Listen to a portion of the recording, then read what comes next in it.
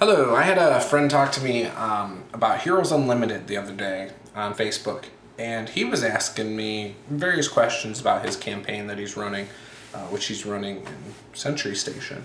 And he asked me what I thought made a good villain. And, a lot of people, including myself, really struggle with superhero games. Now, it can be a little more in depth. You have a lot more people, a lot more NPCs you can use, and things like that. And it seems like there's a lot more possibilities for what the players might do. Now, the idea of what can you do to make better villains? Well, first, I like to look at my favorite villains. And, I look at guys like Magneto, Apocalypse, Lex Luthor, the Joker, Omega Red, Mystique, all sorts of them, right? So I look at those first. Then I look at who my superheroes are in my game. And, do any of them have any glaring weaknesses? Okay. One or two of the four might have glaring weaknesses. Maybe one guy turns to water. Okay, well, maybe we'll freeze him. Or you have a character who turns to fire. Okay, well, maybe I'm going to make a villain that has some kind of a water ability. So there's things you can do like that. Because you want your bad guys to be able to take out some of the good guys, or at least knock them down a little bit. Another thing you have to keep in mind is if you're going to have a solo bad guy, he's got to be strong enough to handle almost the full group of good guys. So if you got 5 good guys, he's got to be able to take out like 3 of them. He's got to be able to hold a good fight against 5 different people. So he should probably be stronger than 3 combined, in some way, shape, or form. Now, then you got to think, well, do I want a global scale issue? Do I want a regional issue, or just somebody who's hell-bent on taking out my good guys? There's more things you can do, but, you go with the world domination, you got a guy like Apocalypse, which I think is awesome. You go for a regional issue, you got a guy like the Joker, and I guess the Joker could, he's not really hell-bent on killing Batman, but, so you got all sorts of things you can do. Then you got to look at their features. What makes those villains so great? The Joker's great because of his personality. I think most people will agree with that. Magneto, I think, is great because even though he's a bad guy, he has a very justified reason for being a bad guy. He's Jewish. His family was taken from him at an internment camp. And he's a mutant. And so, in fear of what could happen to fellow mutants, he wants to get rid of humans. So he's, in theory, doing exactly what was done to him as a child. Not for the same reasons, but, and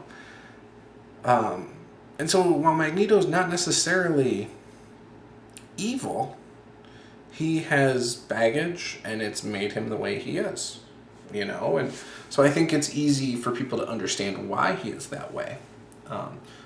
But it's, in a way, it's almost not necessarily heroic, but he's doing it out of a positive reason. He's trying to protect a race of mutants. So, whether you agree with it or not, but, so that's one of the things I think that's good about him. He's got depth to his character. Then you have a guy like Apocalypse. For me, I like Apocalypse because, he's a badass. It's funny because he could probably take over the world on his own, but he always seems to be trying to build an army or unleash somebody else to do most of his dirty work. And there's no need for it. So he's not that smart, really, if you think about it. But still, awesome character. The artwork in almost all versions of him, I think, is cool. So I like Apocalypse a lot. I love that idea. I like the idea of having epic epic bad guys and stories in all games, whether it's fantasy, superhero, whatever. So I like to go for guys like that. Another thing you need to think of is, what is the bad guy's motivation? Now, a bad guy's motivation could be anything from getting rich to having power to getting rid of superheroes to cause chaos. It could be a lot of different things. So then you need to think from the villain's point of view, how are they going to achieve this? Well, if it's to take over the world, I'm just going to use that as the example. Say they want to build a giant satellite laser in orbit. Well, now they need money, they need technology, and they need the education, probably, to do what they need. So they could rob banks, rob all sorts of different things to get the money they need. They could kidnap millionaires. They could kidnap celebrities for ransom money. All sorts of different things they can do to raise money.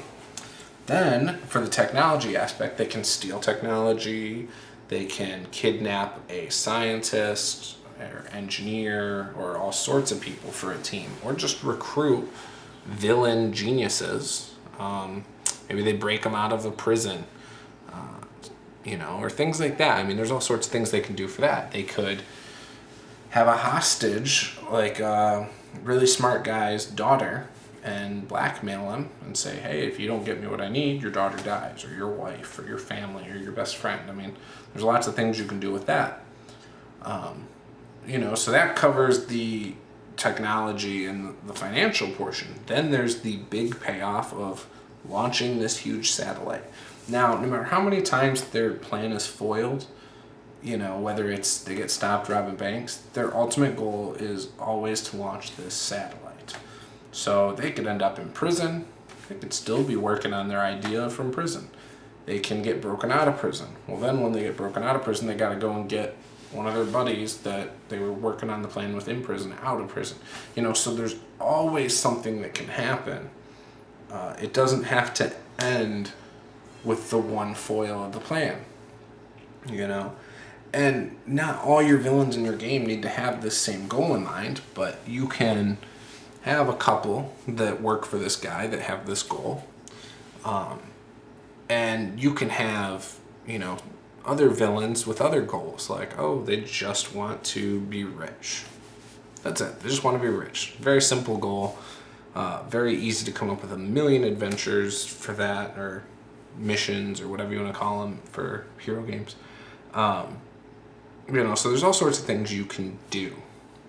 I think the thing that makes it hard for superhero games, at least for me, is trying to have them figure out something without telling them, without outright saying, hey, this is what the bad guys have been doing. Or, it's just one of those things that's hard for me to do in a superhero game. So yeah, that's it. That's, I guess, how I would make my supervillains and plan out what's going to happen in my superhero games. It can be very easy if you have the right group. I think if you have some proactive players, it can be a lot of fun and can go really smooth. But if you have very passive players and they need to be railroaded, it can be very tough. So that's it. Like, comment, subscribe, share, and I'll see you next time. Thank you.